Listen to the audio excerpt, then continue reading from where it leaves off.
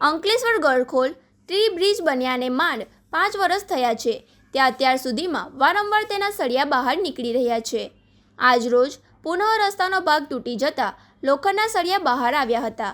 ગમે ત્યારે મોટો અકસ્માત થવાની ભીતિ ઊભી થઈ છે। ભરૂચ અને અંકલેશ્વર વચ્ચે અવરજવર કરતા હજારો વાહન ચાલકો જીવના જોખમે પસાર થવા મજબૂર બન્યા છે। સ્થાનિક રહીશો અને ચાલકોમાં તંત્રની નબળી કામગીરી સામે ભારે રોષ જોવા મળી રહ્યો છે। આ મામલે રાજકારણ પર ગરમાયું છે। વિપક્ષ કોંગ્રેસ આ ઘટનાને લઈને સ્થાનિક તંત્ર અને કોન્ટ્રાક્ટર સામે આકરો પ્રહાર કર્યા હતા। કોંગ્રેસના સ્થાનિક આગેવાનોએ આક્ષેપ કર્યો છે કે બ્રિજના નિર્માણ અને તેની જાળવણીના કામમાં વ્યાપક ભ્રષ્ટાચાર થયો છે। દર ચોમાસે આ જ પરિસ્થિતિ સર્જાય છે।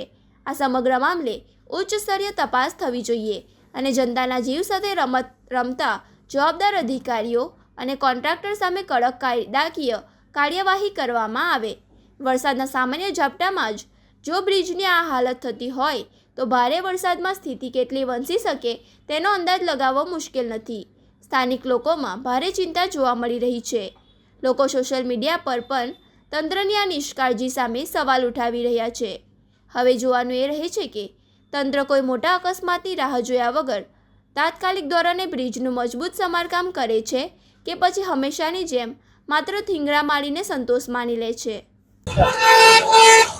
ગુજરાતની અંદર આજે એટલો ભ્રષ્ટાચાર ચરમ સીમાએ પહોંચ્યું છે કે કોઈ અધિકારી, કોઈ આંદોલન, કોઈ અરજીઓ કોઈને ધ્યાન આપતા નથી।